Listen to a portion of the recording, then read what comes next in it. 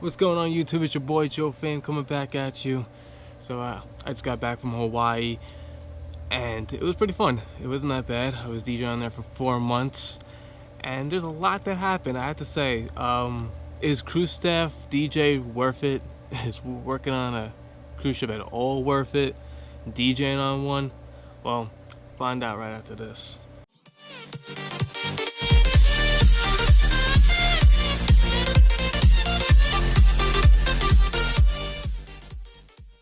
So, you want to be a DJ on a cruise ship? Well, there's something you should know. There's such thing as being a DJ on a cruise ship and also being part of a cruise staff team. Being part of a cruise staff team, which I did, which I really didn't know much what I was getting into until I actually got on that ship. So basically, as a cruise staff DJ compared to if you're a guest entertainer DJ, I would say if you can be a guest entertainer DJ by far. I think you get a lot more perks and you probably can see a lot more. Cruise staff DJ, this is what it entails. One, you're getting paid really crappy and you're working probably 60 to 70 hours a week. Not even joking. You work every single day, 7 days, don't have a day off. You barely get any hours, and the hours you do get, most of the time you want to take that to sleep. And then there's little times you can go out and do stuff, but you can't really go out and do anything too crazy because you usually have to DJ that night. So the nighttime when they do all the events for all the rest of the staff, you're out of luck, you're DJing for the guests. So you don't really get to have that benefit. As a crew staff DJ, I just didn't DJ. I DJ'd not even that much. I DJ'd every night at the club, which ranged anywhere between 2 to 4 hours. Depends on the night. If it was really dead, I'd pack up and leave early. If it was a booming night or if it was one of our main nights, I sometimes would be there close to 2 in the morning. And the worst part is those days that I had to be there at 2 o'clock in the morning.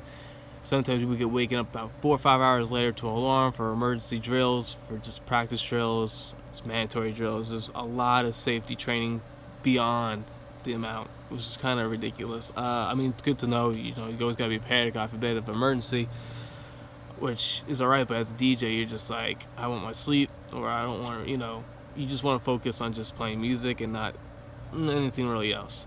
Besides the safety training, which there was a lot of, when I mean a lot, there was a lot, but besides that, I had to do other stuff that I just really didn't want to do, that I felt like I shouldn't be doing, especially as a DJ. I was just like, why am I doing this? So they made us do other things such as hosting activities. They weren't that bad. I mean, I can't complain. They were really easy, they were quick, but they were spread out throughout the day. So I hosted trivia, which I do now, so I don't mind that. We had to host sports activities, so we do like basketball shootouts, soccer shootouts, some different ping pong tournaments. There's different tournaments we had to host, and volleyball and all that, we had to host those. Also, we had sometimes to do arts and crafts. I cannot stand arts and crafts, so when I got on, I told them, listen, I'm not an arts and craft person. My art is music, not doing arts and crafts. So they made me do like little ones that are like really simple to do, like putting glue on bottle caps and making a little frame. Just dumb ones just to fill up my hours. A lot of greeting. I was basically a personal door greeter more than anything. I felt like I was a butler, I felt like, because I just had to greet people all the time, which is okay. So, there's the embark with people coming on the ship. You got to welcome them on, answer questions, somewhere to go. So that's like the first day of every rotation. We're doing the same thing. It got really repetitive, really quick, and we just kept doing the same thing over and over. But besides that, every night, throughout pretty much the whole evening before I had to DJ, I was a personal door greeter. And if that's something you don't want to do, you're literally standing at the door saying, welcome, enjoy the show, like, to everybody that comes through those doors. And then you have to try to just mingle with the guests, which is cool. You meet some cool people on there.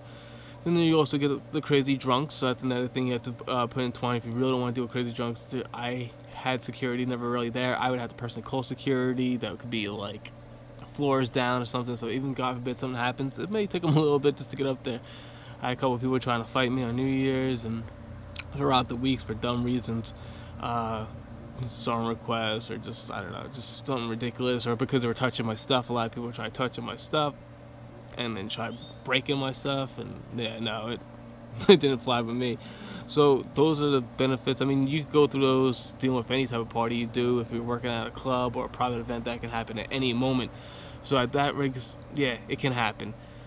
But the benefit, I believe, I haven't done it yet, but if you're guest entertainer. Like, we had guest entertainers on our ships. You know, they were piano players, magicians, the comedians, and they had the life. You know, they only worked 2 to 3 days or whatever it was, not that many times, and they did their main set, and the rest of the time they chilled. They had their own room, they had food, luxurious room service, all that. So they had the perks, you know, of being a guest entertainer, which I definitely recommend being a guest entertainer on any ship, which I rather do, because then I know I'm strictly just for DJing purposes only. So moving on from that point, if you wanted to just get into a field where you can meet people and mingle and check out, you know, different vibes, then yeah, crew staff DJ is great, because you're working with the actual crew staff team that's doing all those type of events with you. So you're working with them, you know, but then you're working like a regular employee. Then you start getting that nitty gritty where, oh man, I'm working a regular 9-to-5 job right now. Is it worth it? That's how I started getting in towards the end. The best part of me being on a cruise ship is the people. I loved everybody I worked with. They're all amazing people. So many laughs, so many fun times. The cabins, I gotta say, being a crew staff DJ wasn't that bad for the fact we only had one roommate. If you worked as a bar staff or if you worked as anybody else, you would have 2 other roommates in a really tight cabin, which would be really uncomfortable. I was glad I only had one. Technically I had 2 because one left and then another one came on. But besides the fact of that, it was just, you know, easy. I had my own space, they had their own space. We worked different times. I worked with, you know, my roommate was a tech guy, so it really wasn't that bad. The food. Now here's the thing you gotta know about the food. When you sign up to be a DJ or to work on a ship, find out what the food's like. I'm telling you, my first day of training, we had to eat the cafeteria food. It was disgusting. I felt like it was like prison food. It was so gross that I probably literally threw up a couple of times. Every time I ate it, I literally threw it back up. It was so gross. It was definitely like prison food. So then I found out, oh, we don't have to eat there. You're a DJ, you're part of the crew staff. We can eat in the PAX areas. So where the guests can eat, we can eat there. So I was like, okay, cool. So once I figured out how I can eat at this one spot, I basically ate there every day. That's all I really went to, like every day. Ate there. I could not eat the cafeteria food. If I had to eat that cafeteria food, I would have quit probably my first week on that ship because it was so gross. That was my personal opinion. Some people are like, I don't mind it, it's alright, but living on that every day, nope, I couldn't do it. It'd be like being in jail. And honestly, sometimes it felt like that because you didn't get off the ship that much. You were always working, you're always going. Granted, for me as a DJ, our schedule started a little bit later. They couldn't schedule me to a certain time. All the way through, they would work. The crew staff worked more than I did, but I was still working a lot of hours, and they were working more than me. So for the fact that they were working more than me, it just, I don't know, for me, that eyes, it wasn't worth it, especially from the DJ point of view. We had different themes throughout the week. 70 nights, it's like a disco party. 80 nights we had a 90s night, we had a Latin night. We had a big white hot party, which was my favorite, which was like a top 40 live club, real pump vibe. That was my favorite day of the week. So every time that day came, I knew A, the week's almost done. B, alright, I actually get to play good music and I actually get to like really vibe and get that club feel. So that was a cool day I had.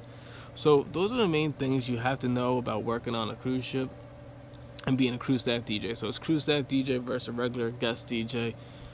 Talk to somebody who's just a regular guest DJ, see what they say. But as a crew staff DJ, that's not your typical DJ job. It's really not. And on that note too, I want to go into another video about bringing equipment. Should you bring equipment when you work on a cruise ship? That'll be my next video. I'm going into that in a little bit. But for now, I'm starting off just letting you know, crew staff versus guest entertainer. If it was up to me, if I ever work on a ship again, I have to be a guest entertainer DJ because I'm not being a crew staff DJ, and with all those responsibilities of drills and all the work we have to put in. So that's just a little recap of me coming back from Hawaii, what I thought of my whole experience. I have a little bit more that I'll include in other videos. I'm actually going to be going up to Niagara Falls, and I'm going to catch some good videos up there. I'm going to be going to Vegas in June. So I'm still doing my traveling thing, which is pretty cool.